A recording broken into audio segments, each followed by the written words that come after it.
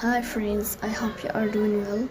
Today we will talk about how to fix or how to solve the problem of clear cache on the application of Netflix. We click on settings. Here we go to apps, default apps, app settings.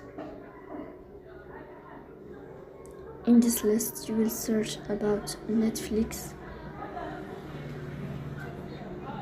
Here you will go to first stop and you will click OK. Then we'll enter to storage. Here you will click on clear cache. In the end, you will turn off your phone and you will restart your phone again to fix that problem. So please don't forget to support us by like and subscribe. See you next time and thank you for watching.